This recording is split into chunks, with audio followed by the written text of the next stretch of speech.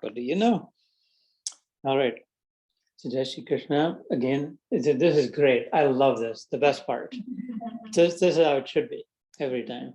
Really. Fit pranama. But I love this, really. How sweet, how beautiful. बहुत अच्छा, बहुत आनंद है, बहुत आनंद है. मेरा सेंटा बगल में बजे स्नान करना था इसलिए जल्दी आ गया. कविता निकलने लग गया. Very poetry. बहुत सही. Thank you. It means a lot to me. It's a great honor. Thank you, Sanjeev Bhai, Purvi, Prima Bhai, Shalini, Asha. Thanks for having us. Madhvi, Mohini Khanna are on their way. Should be here any minute as well. But we will start. So Sanjeev Bhai had a suggestion that I think you dropped off in between chapter 13.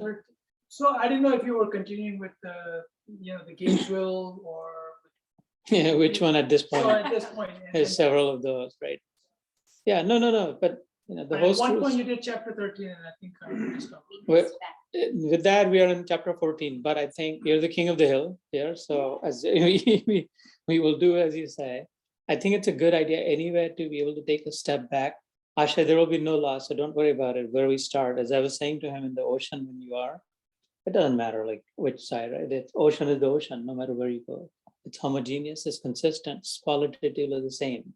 And so there is practically no loss. Such is the glory of the Gita, that in fact, one of the exercises I suggest is open a random page, right? Read any verse, scroll, read any, kisi bhi shlok ko padhe. There's no loss. And it does not mean, God himself said, effort on this path, there is the family. Effort on this path never goes to waste. That Madhvi has taught you all a lot of times that shlok as well. So there's no loss here. Khanna, Mohini, Madhvi, welcome. There's Desai families here. Jai Shri Krishna. How are you? Khanna, you want to sit next to your buddy so you can just leave the phones away though. Right? Yeah, because I'm watching. Yeah. You can't hear that well.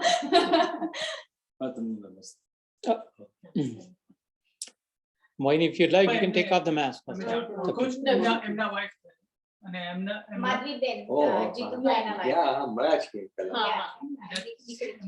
Mohini. Oh, Yuvraj. ભાઈનું નામ કાના.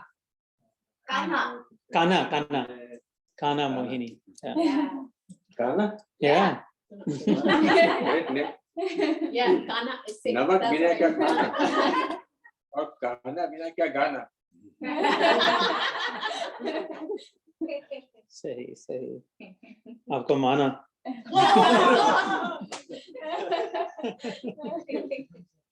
So there will be a pop quiz for those who are under 22. There will be a pop quiz. So be watchful, careful, thoughtful. I am purposely speaking in English with you guys. All right. So as I was saying, so Sanjeev Bhai had a suggestion which I liked, and so that we will follow. We'll sort of pick up the essence of chapter 13, which is Kshetra Vibhagyo, the field and the knower of the field. It's a literal translation. Kshetra is the field, like a farmland or any field, right? Like battlefield, any field. And Kshetra Gya is the knowledge aspect. It's a root word in Sanskrit that implies knowledge. So the field and the knower of the field. Which is that instantly the thought there is that they're separate, right? That the player and the field, that the player is, they're not the same. I mean, if you see from far, it looks like the same thing. The players are playing on the field. They're same, and the observer is farther still, or observer is separate still. Kshetra, Sharir, he will explain that. The body, and the Kshetra Gya, Dehi, Deh or Dehi, the body and the witness, completely separate. Completely separate. Never were together, never were same, never were one, never will be. Don't want to be, cannot be. That's how. And this is the biggest mess in our life has become. As I was saying during the dhyan, we just finished our dhyan, that self-realization, guys, is an imperative. I know you understand what that means. That there's not a choice. It's an imperative. Take your time.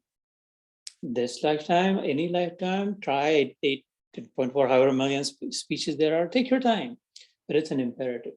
So unless and until we reach their self-realization, we will keep coming again and again, trying different experiences, taking different forms, different names, different religions, this, that, but it's an imperative.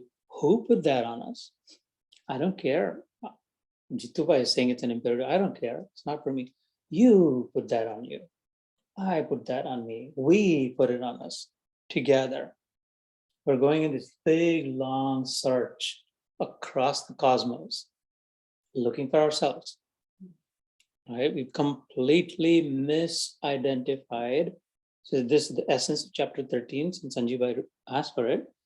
We've completely misidentified, completely messed up our identity. Who am I? The wrongest answer possible is what we gave ourselves. And then it's somehow it's not feeling right. That doesn't feel right. That's not feeling complete. That I am this body, or I am this man, or I am this woman. This is my name. This is my form. This is my religion. This is my color. This is my nationality. I'm smart. I'm dumb. I'm artist. I'm a sportsman. Constantly going, I'm young. I am not young. Just that. Taking series of different experiences and never feeling like, yes, that's it. I must rest now. I can rest now, right? And at the end of this lifetime, we said, well, I'll try to do social service. I'll try to help. I'll donate. I'll build big hospitals, or this, that, right? I'll build big companies. I'll become a millionaire, a billionaire, not hopefully a trillionaire soon, individual, but still not it. The search is ongoing because we've misidentified. And so the whole job, the entire work, the only real task in front of us in this lifetime is to disidentify with what we have misidentified with, and then re-identify, right? If I unplug this from the wall and this wasn't working, and plug it into the other one, and then suddenly it lights up and life starts to flow through it, knowledge flows through it. So we have the biggest mistake, the only mistake, so much so that in our scriptures it's been said, some of you heard this before, that there is in the entire world, ever time, there has been 1.5 sin incurred, just 1.5 total sin incurred. And there's only 1.5 punya we can have, punya like good deeds. That's all, like, no matter what. If you committed all the sins of the world, imaginable, if someone committed that, all the imaginable sins, कि जितने पाप कर सके, उसने आधा पाप किया. That's half of the sin committed together. So it's okay if someone stole, everybody's forgivable. We can pardon everyone, because our scriptures say that even the most heinous imaginable is adha. And if someone was the opposite, did all, left no stone unturned in committing good deeds, not just donation, not just helping, not just blood, to everything imaginable, that person has committed adha punya, half good. You still have one whole pap left to do, one whole punya left to earn. The scriptures answer, what is that one full, right? The one full sin is what we all are doing all the time, misidentified ourselves with the body. It's the root of evil. It's the root of misery. It's the root of anxiety, the root of all things negative, jealousy, anger, agitation, anything negative, any stress, misery, worry, all of that, all sourced in this one humongous sin that God committed. And perhaps sin is a strong word, or may not be the right word, but the mistake that happened, that I believe that I'm a body. And the opposite, conversely then, the biggest punya karma, the biggest puja, the biggest arti, no need for dahi pere, fool, dan, pradakshina, the biggest you can do is disidentify with the body consciousness that we have misidentified and re-identify that I am something different, something greater, something more, something broader, something more inclusive, something more complete, something whole. In other words, something fully connected. Yoga, in the entire purpose of the Gita, and I'm still working on this pitch, but this is a work in progress. but essentially it's to make a yogi out of us, right? Give us the yogic vision, being able to see yoga. And that is to show us that we're all connected in that we're all separate and connected. No, well, there's only one. We're all connected. Just like in my body, right? If my tongue burns, if I drink a hot sip, the tongue doesn't care. The 10,000 sensors, they don't know. They bring me the sense that it is I inside, the person inside who senses and feels and hurts. But the tongue is fine. But this is, I had a paper cut. This is bleeding. The finger is all right. The finger will figure out a way to heal itself. Finger doesn't even know there was a paper cut or blood or anything. I am the same guy whose tongue was burned, same person is hurting now, or my head or my toe or anywhere, whatever, wherever. So much so, not just the gross, but even my someone insults me. Didn't even slap, didn't even touch, but just threw some bad words at me. Still the same. The ears don't care. They don't know. They just do this. The eardrum does its own thing, and that's it. I feel bad.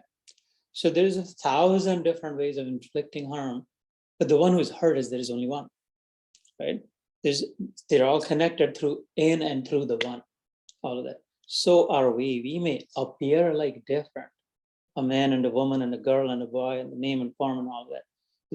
We're sensors as if on the system. We're different sensors. We're sensing around us what's happening. But really, we're connecting us all as the same one. We are that. Aham Brahma Asmi.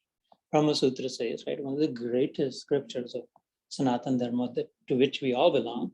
By we all, I don't mean this, to which we all belong. Anyone on this planet, or really in the cosmos, belongs. Sanatana Dharma, which means original religion, which means forever religion, unchanging, ever fresh, ever relevant, never out of law, out of fashion, because it's the inherent, intrinsic quality.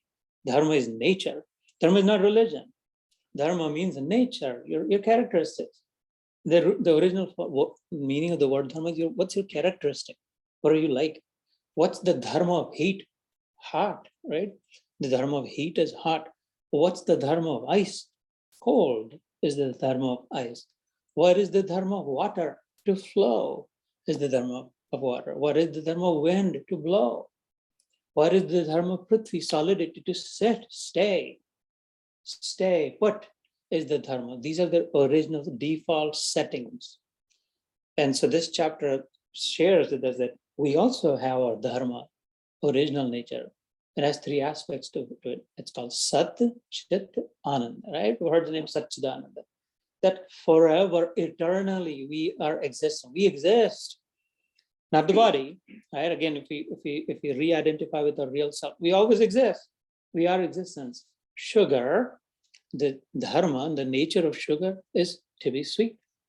Doesn't need any concocted anything. Doesn't need any contaminant, like add something or go somewhere. Go to the mandir 108 times, go around, then you'll become sweet.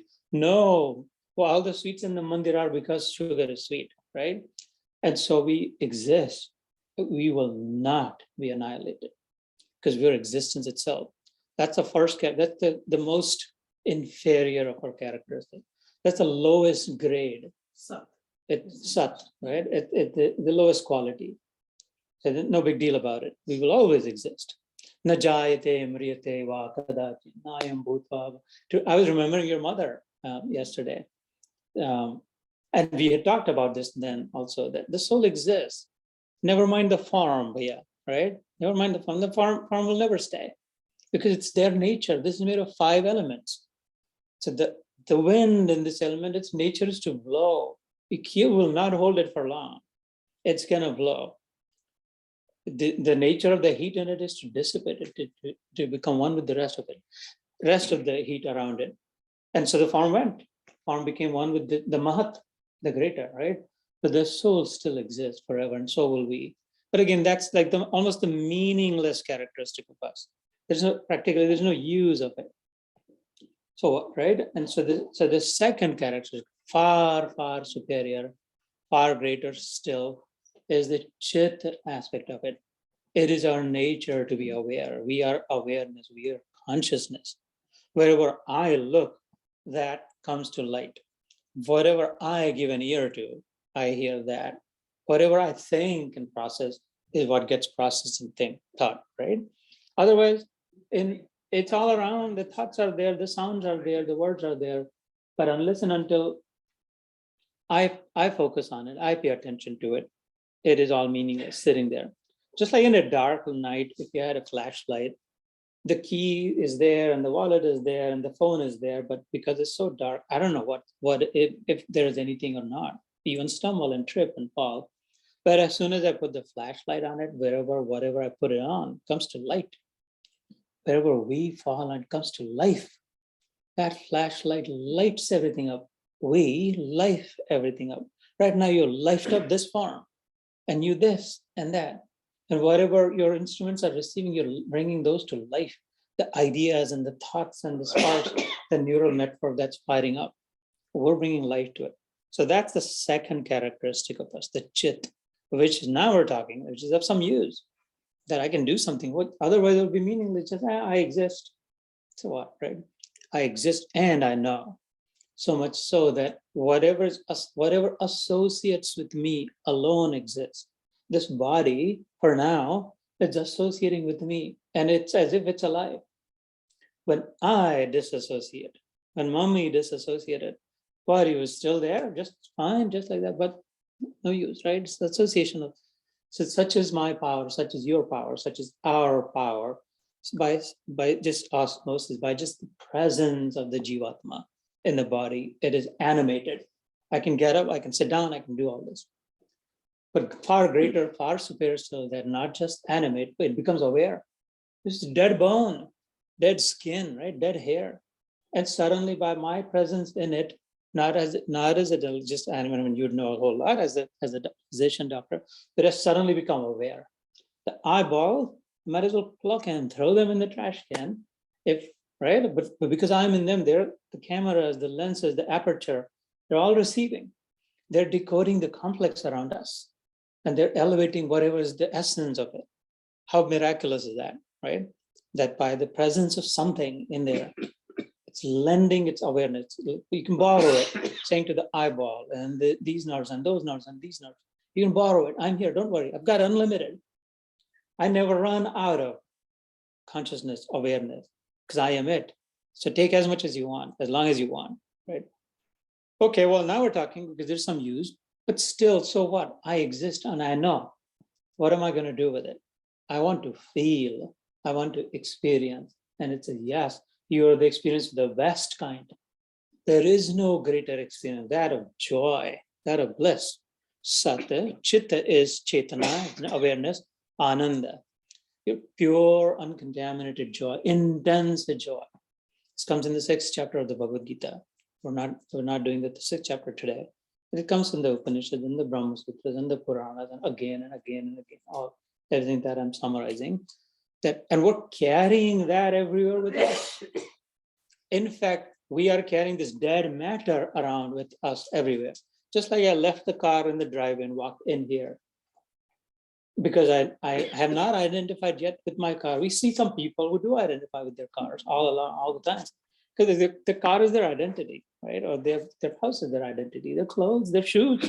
I know some guys who do more serious shoe shopping than women can do purse shopping in New York, seriously, because their identity is in them, in those.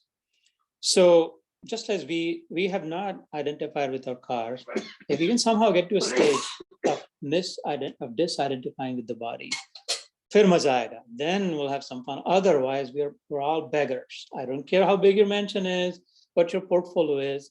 I don't have another word for you than a beggar, because we're still dependent on others. Will you please praise me? Can you give me some thumbs up? How many likes? How many responses? Did they respond to my voice message? Did they just, this, that? Still the mercy of others. We're still dependent on external stimuli.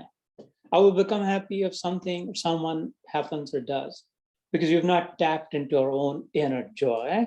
You've become ignorant of it, completely forgetful of who we are. So the sciences and engineering and the medical, this is all good, but the yogic science is the imperative no matter what science you learn, unless and until we learn this science called Yoga Shastra, right? Bhagavad Gita, after every chapter, says Yoga Shastra, the science and the technology, Gyan, Vigyan, seventh chapter. Not just the science, but the technology of it, applied technology. What do you do with it? How do you use it? Where do you use it? When can you use it? And it challenges, the Gita challenge says, that you will not find a place or a situation or a moment when you cannot use it, where it is not useful. That's how central, that's how core it is to our being. That's how identical it is with us. And that's the meaning behind the word yoga, to be able to see that connectivity, that truly, in the truest form of it, there is only one. We're all connected, just like these sensors on my tongue are different from the sensors in my ears, are different from the sensors in my nose, on my skin. And yet I, the whole, is only one. We are sensing different things on behalf of the Lord, our original self, on our own behalf, right? This is why I said that it's a self-imposed imperative. Self-realization is the self-imposed imperative, which will not be ever fulfilled so long as we stay identified with the body. And so the Gita slowly, gradually starts to detach us, cracks open. Right now, we're just so stuck to that notion. So what do you mean? This is stupid. This is idiotic to say I'm not who what I look like. I'm not this person. What do you mean? This is the worst, dumbest thing I've heard. And yet it starts to open your mind to it. And by the time the 18th chapter, moksha sannyasi, moksha is liberated, sannyas is detached. It's so beautiful. It cascades, it builds up, it's climactic. It's a crescendo. It's so powerful that it really not only opens, it detaches, and it shows you this is you, and this is everything you carry with you. All this time you were messed up thinking this. Now go do whatever you want. Yathechasi tatha kuru. Sri Krishna says, now if you want to fight, fight. If you don't want to fight, don't fight. Never mind that. And the same guy was crying, like, no, yodhaseti govindam. I don't want to fight. I'll do whatever. I'll beg. Arjun saying, the last man on the planet who would say, I'll beg, is saying, I'd rather beg than fight this war. Krishna is giving him freedom in that, saying, do whatever you want. I've told you what there was to tell you. Now do what you want. It's like the mom said to the kids. All moms and all dads relate to this, to this. And but this we never hear. Arjun says, no. I'm going to do what you are telling me to do. Karishye vachanam tava. So this is like the opposite. He said, no. I got it. I'm completely detached. I have no bone to pick with anyone, anything. I see it. Nashto moha smritir labdha. I now remember it. I'd forgotten. I'd completely misidentified. Now I've re-identified. Of course, he says, of course, what else? Arjun is saying, what else? That nothing makes more sense than this. Of course, here I come, right? That is the Rishabhan. And then the rest is history. We are, by the way, we are in that time period right now, years, thousands of years ago. This is the 18-day period when the war was going. Tuesday, Wednesday, Thursday, Friday, Saturday, and the 6th day, a third of the war today was over. And Bhishma was taken out by this time. He was lying on the bed of roses. It's kind of sort of right. Bhishma was out. I think on the 6th day, Drona was out. All these big shot, big guys, both of them gone. So if I'm not mistaken, 6th, 7th day, something like that. So it started on Mokshada Ekadashi, which was on Tuesday, Gita Jayanti, right? And it ends on Safala Ekadashi. Mokshada is the one that's going to liberate. Safala, the one that comes after this, would be fulfillment. Safala Ekadashi. 18 din ke 18 adhyay as if, right? So this is Margashirsha Mas. Just for context, we have different names. We also have 12 months, but the names are different and they're very meaningful words. Margashirsha is such an important this time period that in the Bhagavad Gita, in the 10th chapter, Vibhuti Yoga, when Arjun asked them, you say all this, but can you tell me how to look for you, what to look for you in, like how to understand you? And he gives many myriad examples. I am the fluidity of water, or I am this, that, all that, right? And in this is in among months, I am Margashirsha, which is this month, this period. And I'm a prominent month. Within that, today we're sitting on the cusp between Shukla Paksha and Krishna Paksha. And it's like going from Purnima to Tat Jayanti, Tat Purnima Hui, and we're going towards Pratipada. And so it's a very auspicious time. This is a great time, and just naturally occurred. We picked this day, and we've gathered with the family here. So good times, great company. There is no greater knowledge. There's no better use of our time. As I was saying during Dhyan, the one who respects time will be respected. One who disrespects time will be disrespected. Law of nature. Krishna says in the 11th chapter, time I am.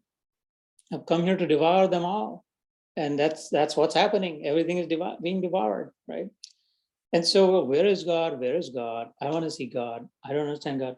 God is saying, time I am. I mean, if we have time, we have God. And so if we learn to value time, we're automatically respecting God, honoring God. And it's reciprocal. It's going to reflect back. We call this session a reflection. If we honor time, time's going to honor us.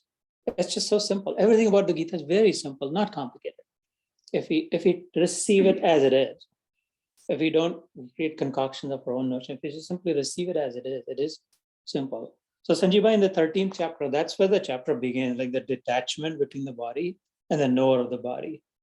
That the physical and the spiritual, while they coexist, like oil and water, you can shake all you want, leave it, and they'll still become separate. Because they're of very different characteristics. They will never combine. If you tie a black thread, if you take a black thread and a white thread, and then twist them into a choti, and then suppose you were the white thread, but it got so complicated that you just think, well, I'm this thing, I'm this one thing. You never are that one thing. You're always the white thread. You've gotten twisted and tied and all that, but through all the knots and all the twists and all the tangles, you still are the same. You're not separate. And so it is good. Chit, jad, granthi, kehte Sanskrit mein. Chit is chaitanya, awareness, consciousness. Jad is dull matter. And granthi is got, not. This, we are a messed up knot between dull, inert matter that the body is, and live wire, electric wire. You touch it, it will shock, it zap you.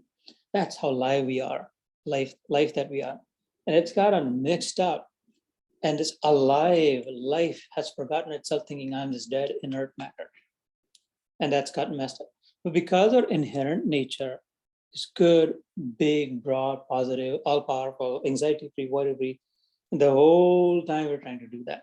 Through the degree that we are trying to get, the grade that we're trying to get, to the school that we're trying to go, the practice that we want to grow, the bigger house, all of that, we're trying to get back to our original nature. That no, I am good, aren't I? I am big, aren't I? I am powerful, I am strong, aren't I? I know it, don't I? I have this, people like me, don't I? This is the whole time, no matter pursuit of that. Because we've forgotten, smriti, vismriti, right? We've forgotten. All we need to do is remember that. And hence self-realization is an imperative.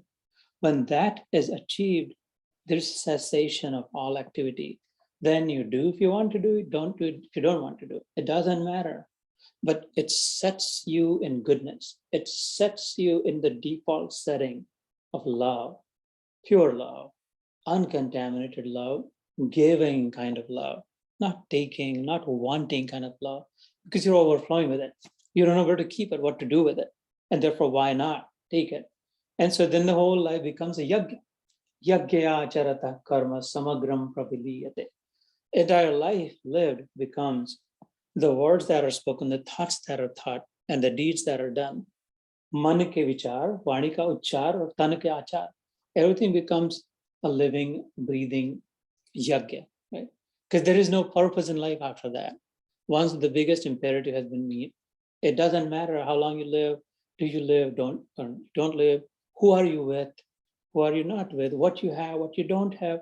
Nothing matters. Nothing outside matters. Nothing external matters because you're disconnected from external stimuli, the need for external stimuli. Right now, we're at the mercy of external stimuli. We have to see it, hear it, touch it, eat it, feel it, taste it. If not this, then something different. If this and this, then something different, or more and more. It is such a powerful, beautiful slok in the Gita that it says that you just completely Bahya sparsheshu asaktatma vindat atmani yatsukam. Bahya is external, outside of me. Sparsha is contact. Asaktatma, all obsession has receded. The entire OCD is gone from what? Any external dependency. No external dependency. Such is the elevated state of the yogi Krishna describes in the Gita. Bahya sparsheshu asaktatma. No need, no dependency on it.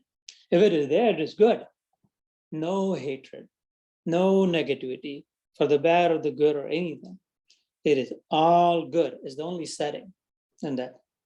It is all right and it is all good and it is all love and it is all the one and the same. Such becomes a vision that you don't see the glasses, but the vision is like that. And therefore you'll do what you have to do. You'll scold and you'll slap and smack and hide and everything. But there's nothing other than pure joy, pure love in your mind. This is the imperative here. We all seek it. Like it or not, admit it or not, kitne bhi deny kare, understand it or not, but that's what we're all seeking. That state of mind.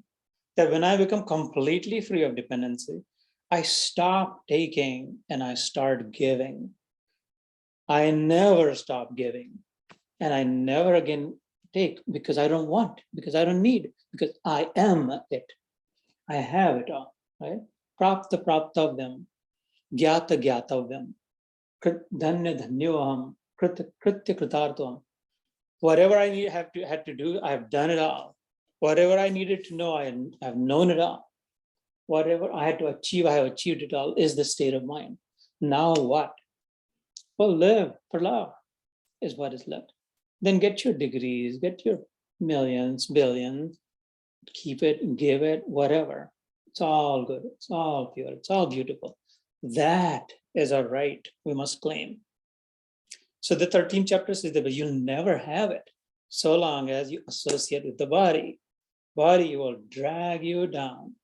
It will put you on your knees. It will make you to beg for that. And the more you start detaching from the body through the practice of meditation, there's no better practice for that. It is so ironic that meditation is the act of doing nothing.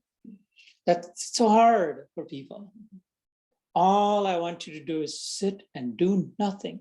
What the hell? No, I can't do it. So many people tell me, Chittu bhai, I will move mountains, pandal bandenge, 100 लोगों को खाना खिला देंगे, उल्टे टांग जाएंगे, पोंगी बजाएंगे, सब ध्यान मत करने को मत करना. You तो समझते नहीं. Then you must go around and round and round. Because that's when it starts to percolate and absorb and starts to blossom. 6 minutes, 12 minutes, 10, 18 minutes, 24, 20 minutes, 20 minutes. Then you don't even need then, in the 10th chapter in the Bhagavad Gita, Krishna says, I've already coded all this in you. I've left no child behind. It doesn't matter what creed, caste, color.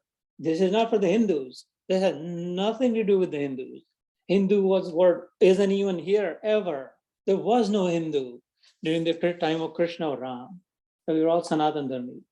This is for everyone. In the Gita, he says, with a drum roll and conch shell, this is for everyone, every human, not just for men, women, kings, and princes and paupers.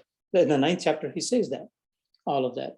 In the 10th chapter, he says that, and it's already coded inside your heart. The lamp is polished up, the wick is fresh and ready, the oil is in there. And I've given you the matchstick, you need to light it and watch the light light up inside you automatically through the dhyane and atmanivindanti, to the process of absorption. You absorb in your own light. Appadipo Bhagavan Buddha, right? Buddha Dev said, become your own lamp.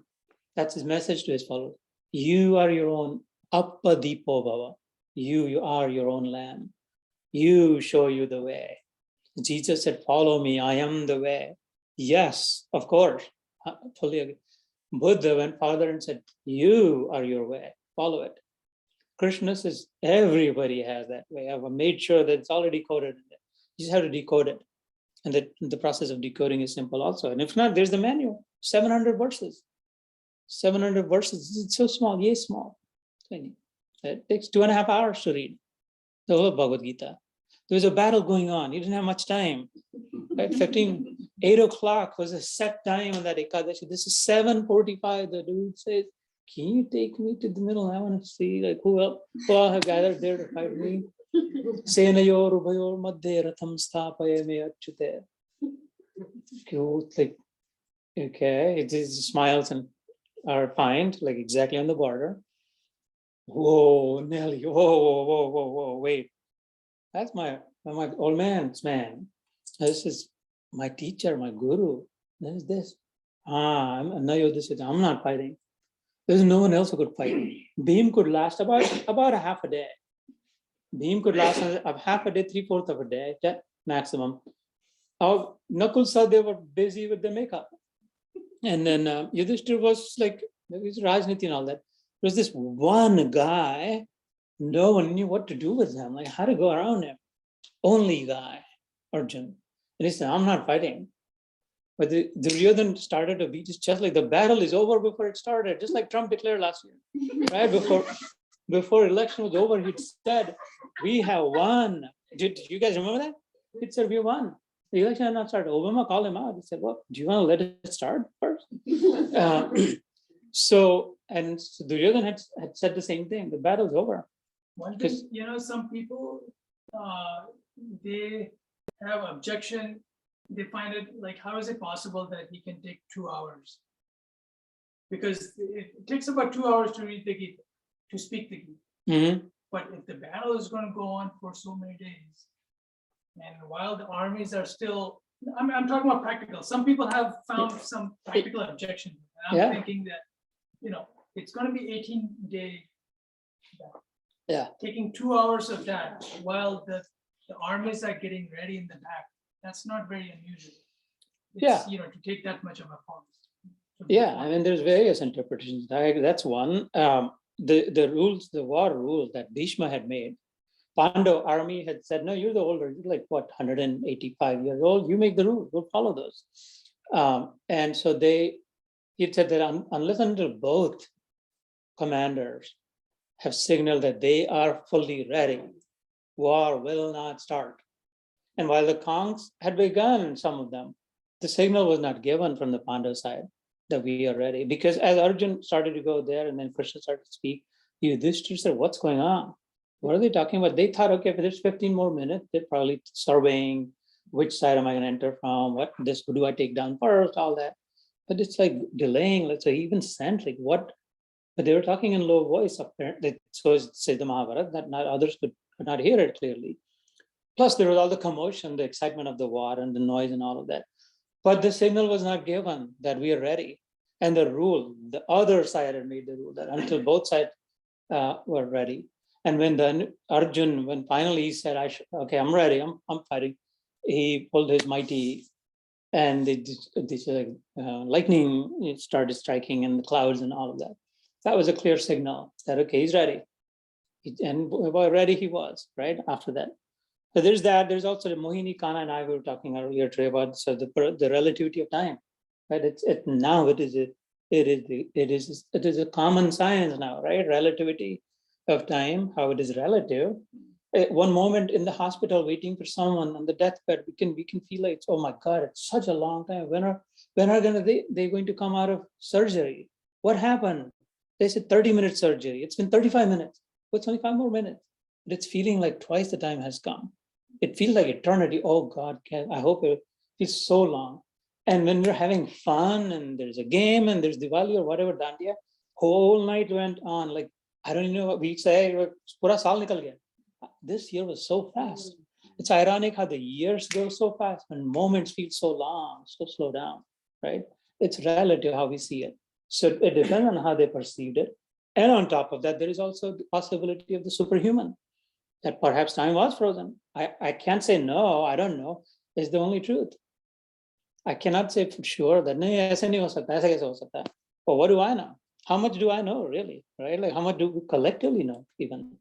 So with all of those perspectives, I think it's smart, it's wise to take what's useful, what's worthwhile, and let others fight it out, like duke it out, whatever. Like if you run with the gold here.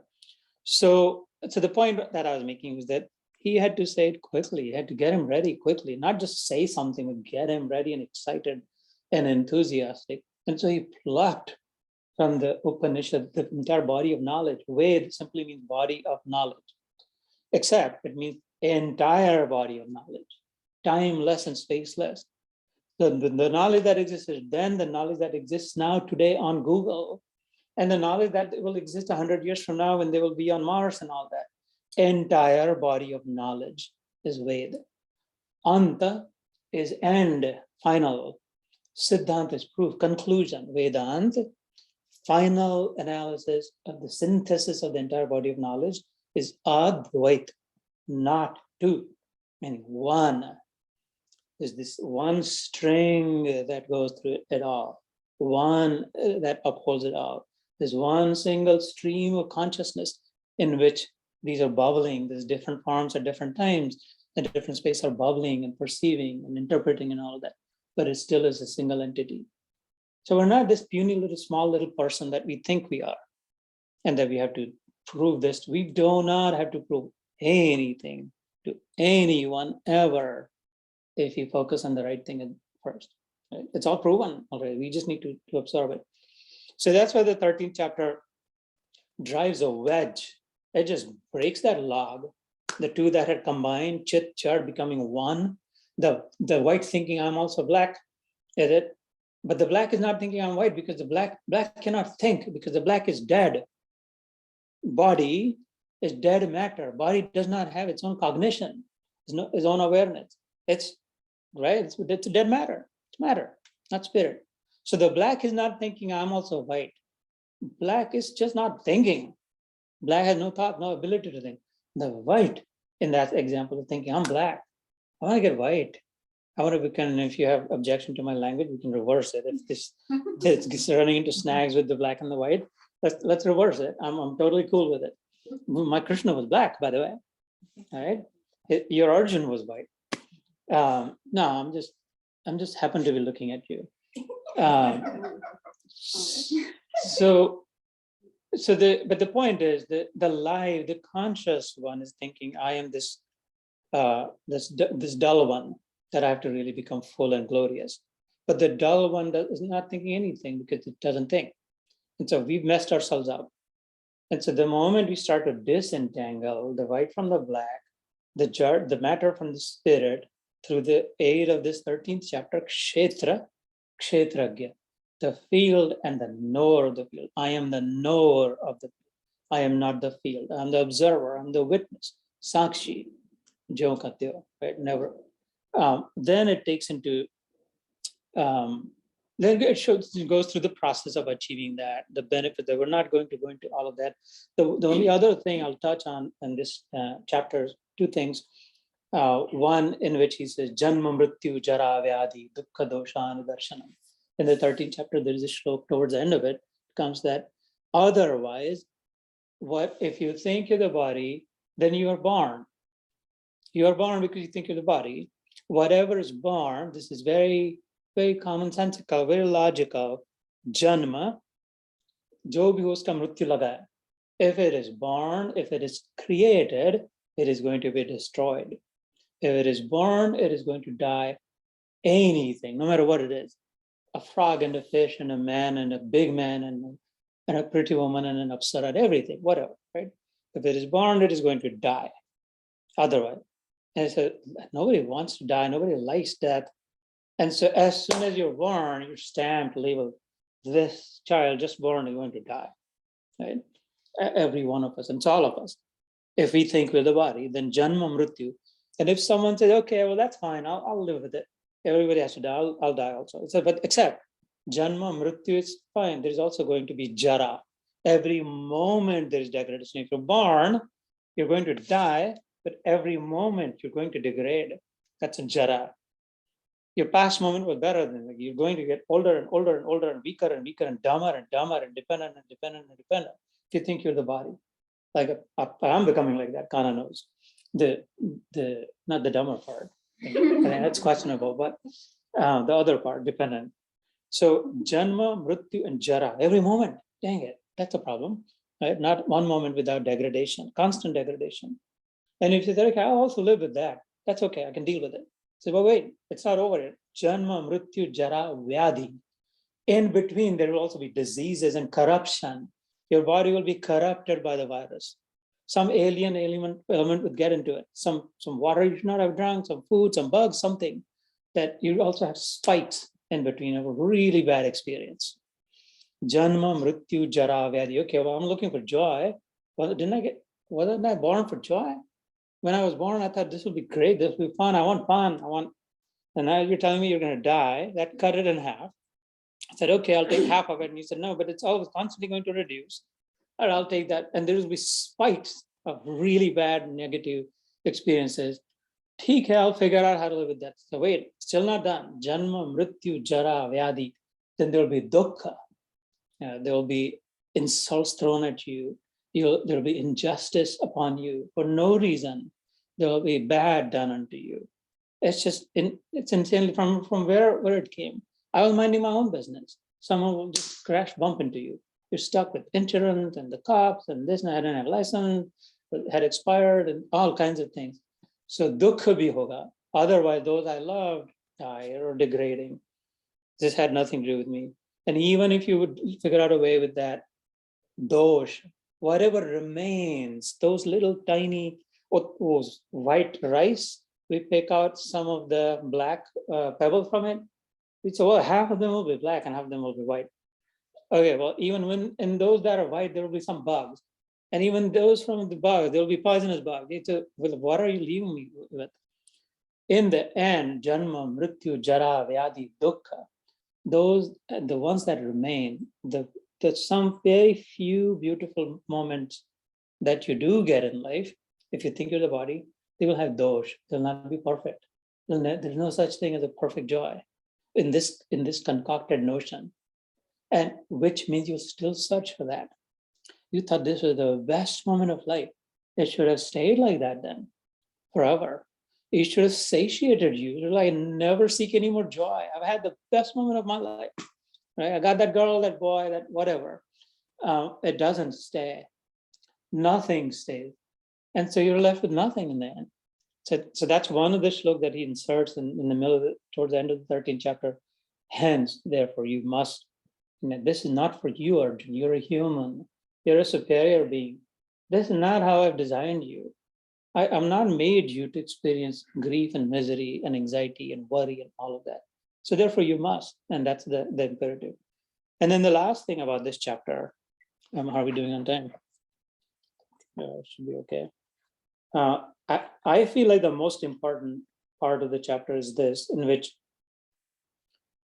this talks about, so this is shlok 7, 8, 9, 10, 7, 8, 9, 10, 11, but at least 7, 8, 9, 10, in which he describes the behaviors. For me, it's all about behavior. If someone knows something, shows in the behavior, right? If someone has learned something, shows in their behavior. If someone is kind, and no matter how many kind words they speak, I've read all the encyclopedia on kindness. I can give polished speeches on kindness. What does your behavior show? If the behavior is not kind, then you're not kind. I don't care how many PhDs you've got in kindness, right? Or charitable or whatever. It's the ultimate test of knowledge is behavior. If it doesn't show up in behavior, the Gita is translated into all language of the world. It's probably the only, maybe the Bible beats it, I don't know, possibly. But the best translation is the behavioral transformation. It doesn't matter what language, what the concoction, what the interpretation of it, when it is in living, when it comes to life and behavior, that is the best translation. And in here, in the 13th chapter, in the 9th, 10th, 11th, 12th shlok verses, he described the behaviors of those who have risen in knowledge, who gained this knowledge, who have succeeded in detaching themselves from the body notion, who no longer think they're the body, no longer dependent on any external stimuli, right? And the context of the 13th chapter is simply this. It comes after the 12th chapter, right? That which is Bhakti Yoga. 12th chapter naturally comes after the 11th, 10th.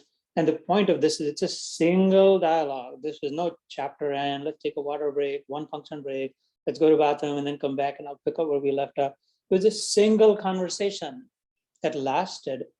It's a very urgent conversation. There's no time to lose. It's very compelling in every sense. And so they just rolled on from topic to topic, question after question, answer, and answering to that. And in doing that, in the 9th chapter, right in the center of the 9th chapter, the last shlok, this is 18 chapters. If I am wearing a mala, there's this one half, and there's this other half, and there's the pendant in between. There's 9 chapters from here, and the 9 chapters from here. And the central climactic shlok is Man Manabhava Madbhakto Madhyajimam Namaskuru Mame Vaishyase Yuktva Evam Atmana Matparada Abna Sanshaya.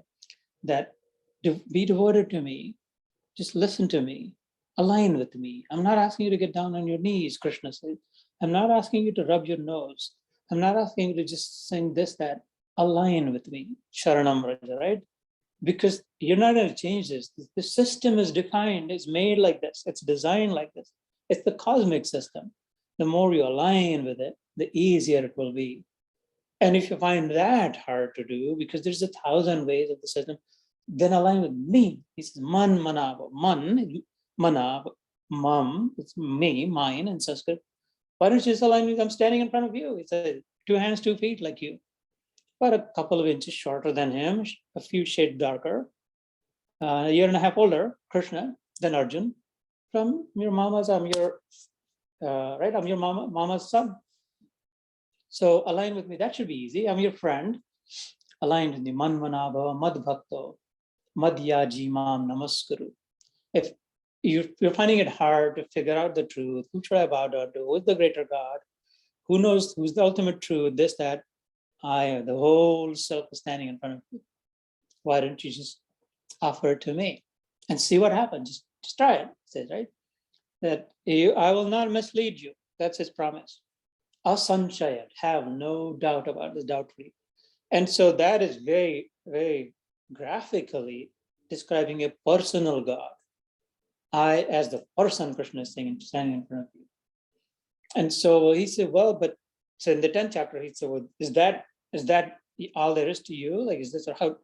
He also said, I'm in everyone, I'm in everything, I am all, how should I see you? Where else should I see you? And so the 10th chapter describes that, Vibhuti Yoga. Vibhuti is Vishesh manifestations, special manifestations, like phenomenal manifestations of the Lord is in the 10th chapter described. And then Arjun says, yeah, great, wonderful. Can you show me that, all that? This must be from misery. I tease my cousin lives in misery. Show me the money state, right? Those everyone, including him. I mean, if he's tuned in, I don't know. Sometimes he does. Show me the money first. Show me the mullah first. So Arjun was like that. Also, he said, "Can you show it to me?" So he said, "Okay, right. I'll show it to you."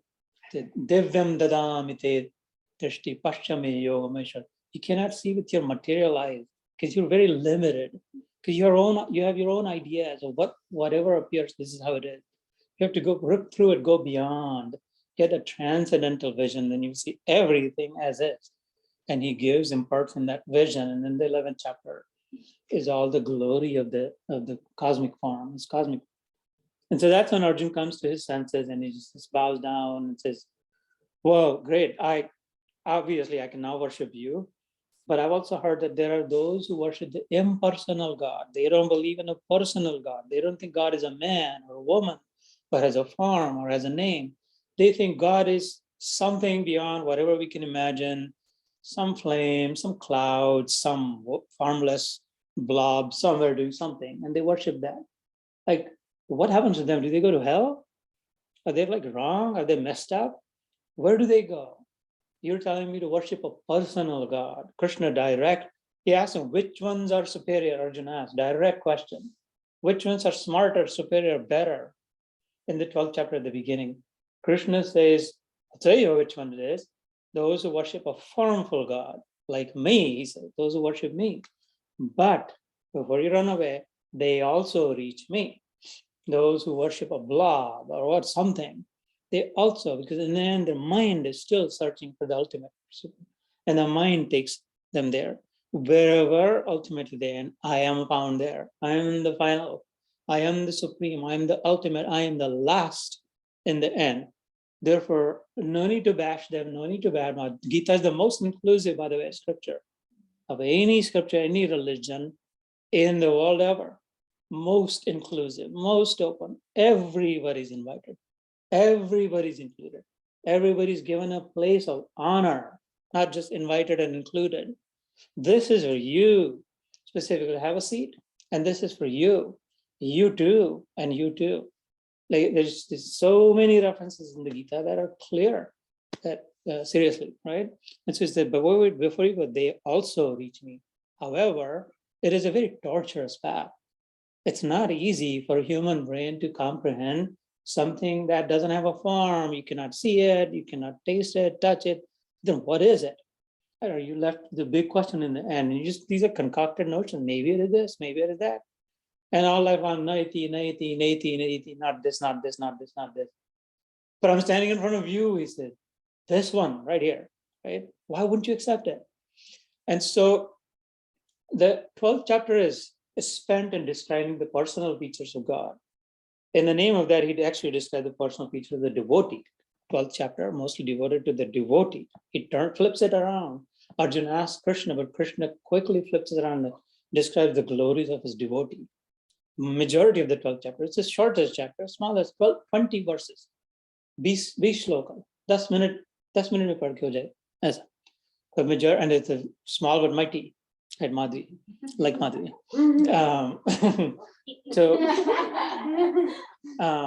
But then it down that Arjun says, I speak the truth, you know that. Okay. Purvi has said that to me also, so that. Oh, like Purivan is really big. So, yeah. Small but mighty. Yeah. And so then Arjun asks, okay, well, you distracted. I ask you about the form, those who worship the formless. What about those? So it reels him back, reels Krishna back. Then Krishna says, yeah, let's talk about that. And that's the 13th chapter. That kshetra vibhag yoga. Because there's no formful worship here. There's no worship. And so he said, it's not needed. It's not necessary that you only worship Krishna or only say this, or only worship whomever, however, whatever you want. But know that there are the easier paths and there are the more difficult paths. If you're smart, then you'll follow someone who has reached and who's telling you, maybe test them through their behavior to see if they're real, if they're legit. Check them out, he said. And if you think in the end that they're legit, then why don't you listen to them? They're just, right? Do yourself a favor. And so in doing that, he describes some of the characteristics of this. So maybe what I'm thinking, Sanjeev bhai, we'll go through that and then we'll stop today's reflection there, right? So here comes my aging, ready? Showing up. Yeah. How do I look? Yeah. Got a thumbs up. I got a like. So, amanitvam, adambitvam, ahinsam, shantimarjavam, acharya upasanam, shocham, stairyam, atma vinigraha, indriyartheshu vairagyam, anahankara evacha, janma mrityu jara vyati, dukkha dosha anudarshanam, asaktir anabhishwanga, putradara grahadishu, nityam cha samachittatam, ishta upanishta pattishu, Maicha ananya yogena bhaktir avyabhicharini vivikta desha sevitvam aratir janasansadi adhyatma jnana nityatvam tatva jnanartha darshanam eta jnanam iti proktam adnyanam yadato anyatha. So ये संस्कृत में पढ़ा अभी ये कान्हा और आशय मिलके they'll describe the rest of it for us and then we'll go from there. But, Oh, yeah, that's right. That was in Hindi. He I said just I, woke up. What am I doing?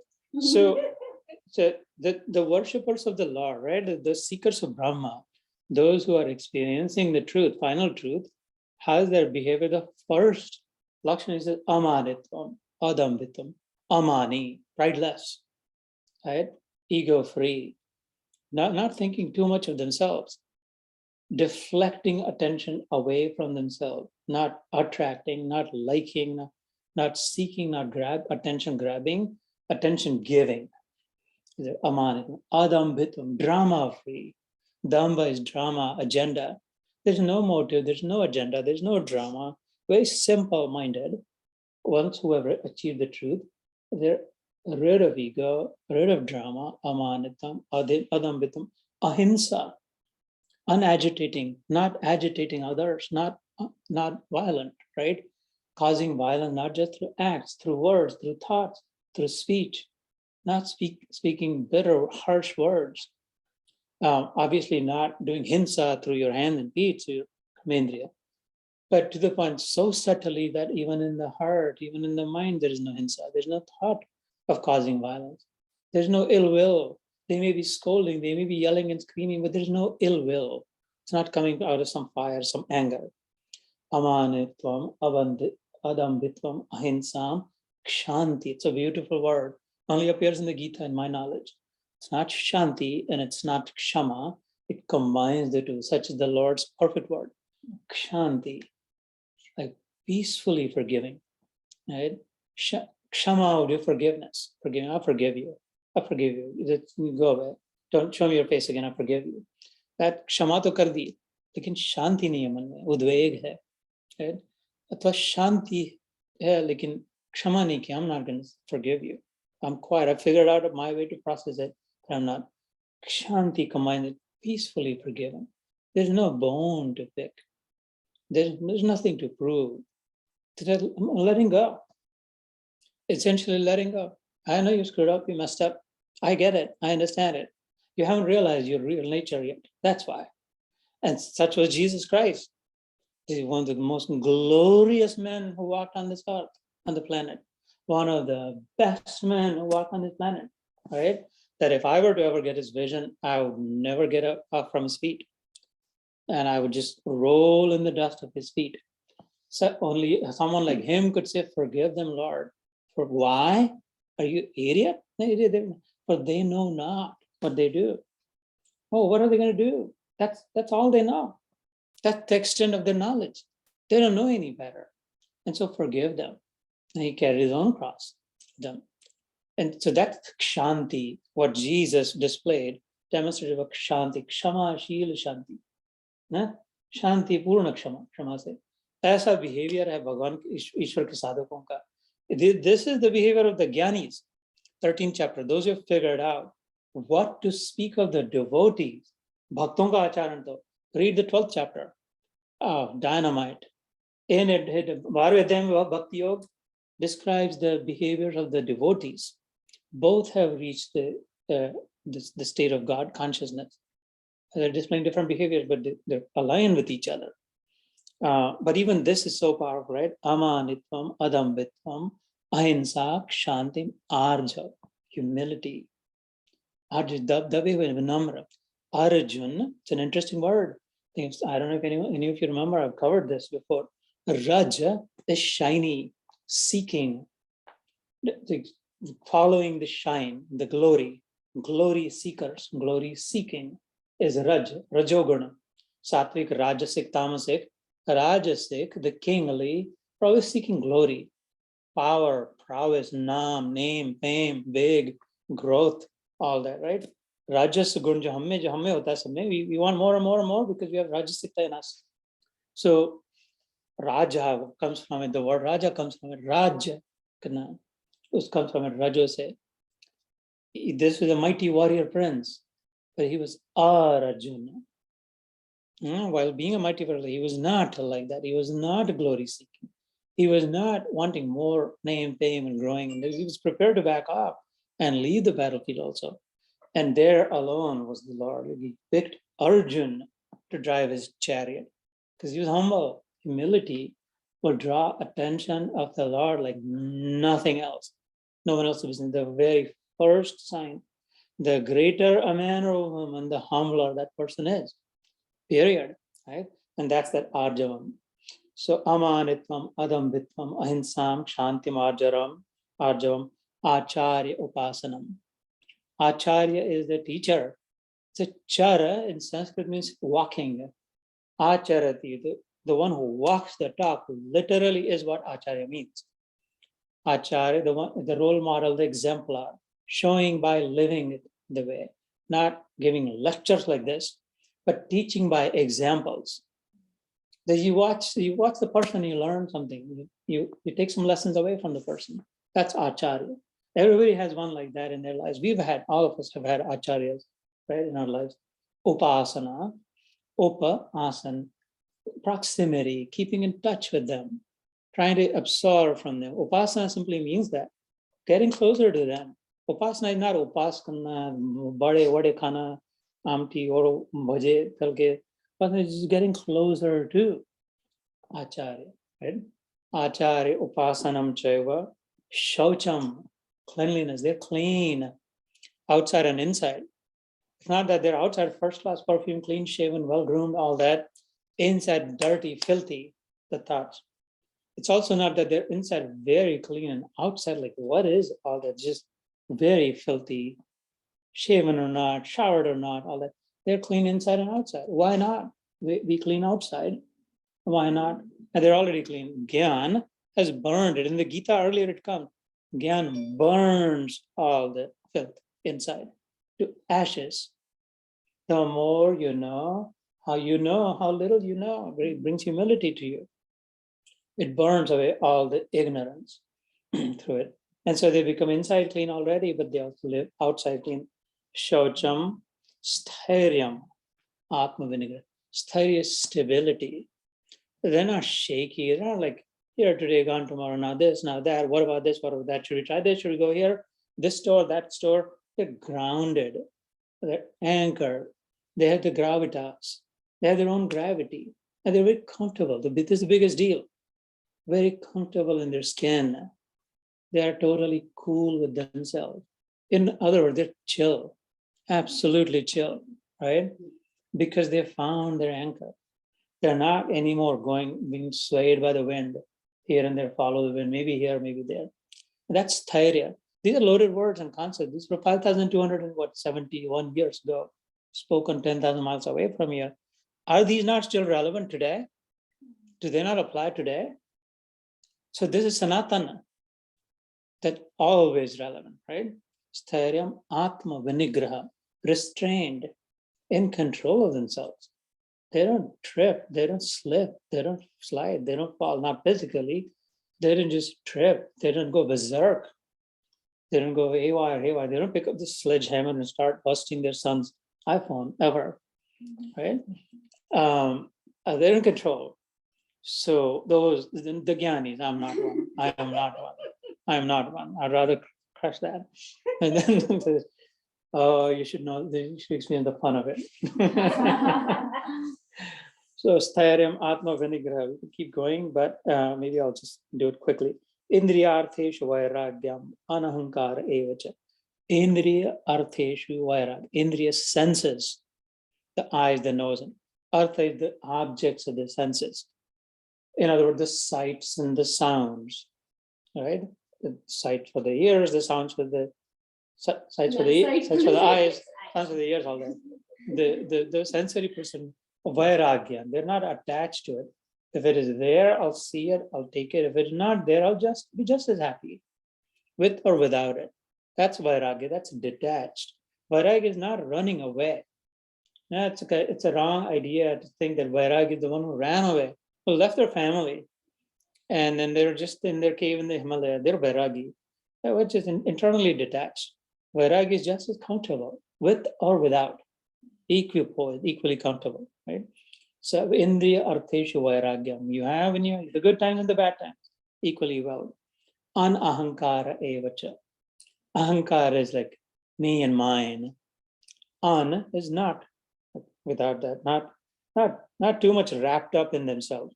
oh, this is me, this is mine, this is my son, this is my daughter, this is what she does, this is what they are, all that, away from this.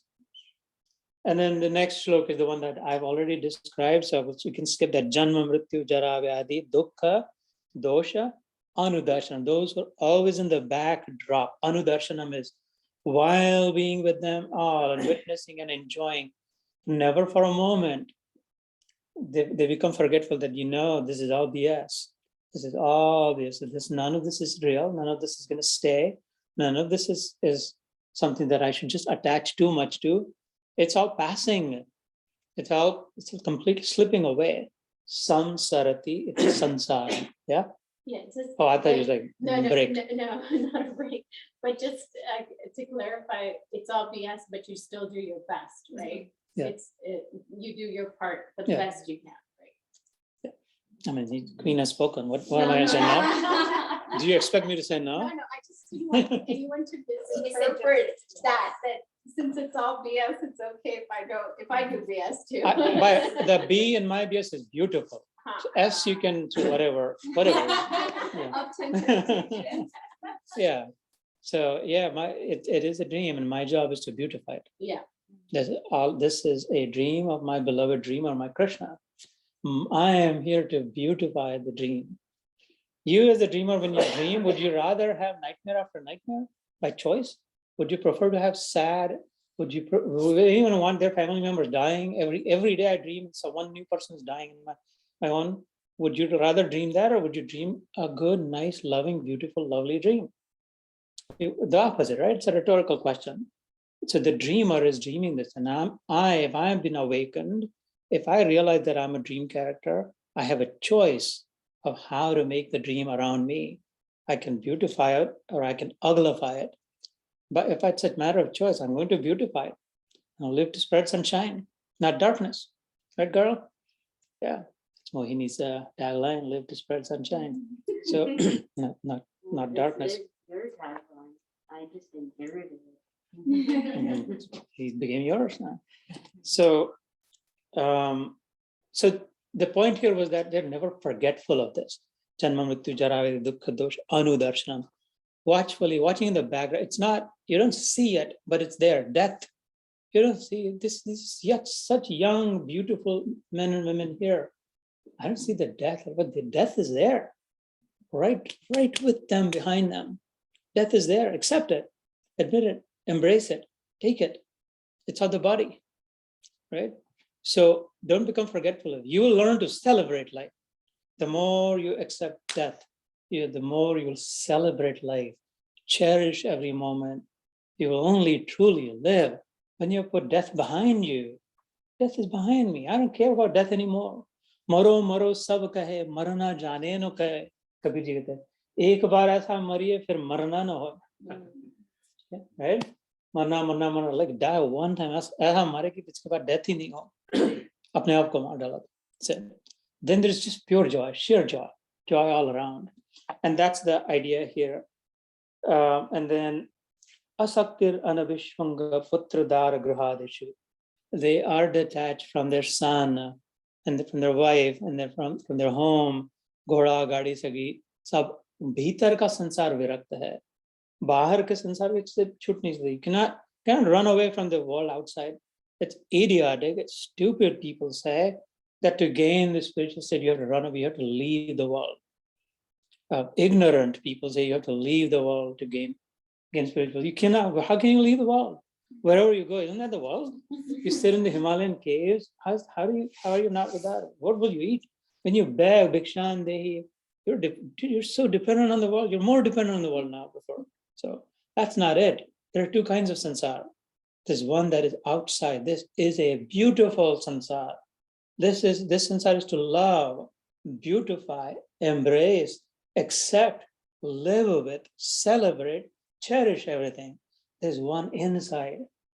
That's the bad one. That's the dirty one. That's the filthy one. That's the agitating, miserable, anxiety, bad ideas, bad thoughts, that's the one and that plus it's also not real. It's just concocted in our own mind. There's nothing that's inside that the thought sansar, world of thoughts, is not real. That's the one to detach from. This is the one to live for, because this is seva, right? Everything that we're doing, jhadu laga rahe to seva kar, shabri, ki man mein bhana. This is clean the Lord's world. I don't want to trash up his world. I want to keep it clean. I'm trashing up this world inside. That I want to get rid of. So they're internally detached, meaning the truest meaning, Madhvi, Mohini, Kana, the truest meaning or like detached is, listen to this, giving freedom, letting go, detached as in not being stuck. No, I'm the father, I'm the husband. You have to do as I say, or that what I want you to do is how it should happen. But that's not letting go. Right? Let go and let God is how that would be, what that would be. So that's detaching, to give freedom, to let go. And then samachittatvam ishta anishta upapattishu, favorable or unfavorable in all kinds of circumstances, when we can keep even keel, balanced mind, such is their state, because they see that neither the favorable nor the unfavorable are fully real in the end. The good dream, the sweet dreams, and the bad dreams in a higher reality, when I wake up, we're still dreams, right? The high and the tall and the mighty waves and the little ripples are still all the same water. What do I care? They're not the nose ring and the ear ring. They're both made from the same gold biscuit that I took to India. So they're still the same. One is hanging here, the other is hanging here, but they're still in substance. They are still the same. Like that, they're able to see that the good and the bad in substance it's still the same. The appearance, the momentary experience of it feels differently. And so it's easy for them. But we're coming to an end. Vivikta Deshi Sevitam Aratir Janasansadi. The nature becomes such slowly that they're not very fond of big crowds, discos, flashy, noisy places. The default, so the cleansing has a way of it, the purity, it just makes likes quieter, calmer, soothing, everything. Food that they will eat, not very spicy, not very hot, not this, that, normal, simple food. The clothes they will wear, not flashy, not too many this, too many that, simple clothes. The cars they will drive, the kind of house they will live in, or the hairstyle, or the friends that they will have, or the crowd that they will gather, the songs that they will hear to, or the places they will visit. Everything about all of those has something common in it. There's a simple and set and pure, natural, original goodness, closer to the source. The food closer to its source is purer, uncontaminated, natural, organic, wholesome, nourishing, right? Nutritional, simple, sattvic. And so it is with cotton, 100% cotton, feels different. We all have experienced it. It's closer to the source. And so everything about it is closer to the source, because the soul has gotten closer to its source. Jivatma, Paramatma ke nazdik aakar ke. Everything has been simplified. Life is no longer complicated. It's very simple. It's very beautiful. It's lovely, all of that. Such has become their lives, is what is described here. And then Adhyatma Jnana Nityatvam Tattva Jnana Tadarshanam Maicha Ananya Yogena Bhaktir Avyabhicharani. This is the last slok. To prove it, I'll put it away. This is it. All of this is gone. So their natural default liking becomes in Adhyatma Jnana. Then in the discussions, conversations, quickly somehow or other figure out a way of becoming spiritualized. We may be talking about this and that, and the world and the people and the planet, and this soon enough it finds its way again to the spiritual. Bar adhyatmik vishadade. They figure out a way to connect the time and the space and the clouds and the planets and the micro and the macro. All of it is the same spiritual thread cuts through them.